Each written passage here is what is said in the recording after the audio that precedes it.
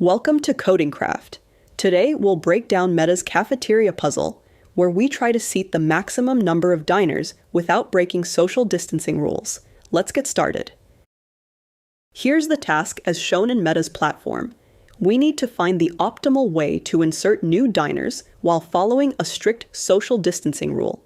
The table can be extremely large, up to 10 to the 15th power seats.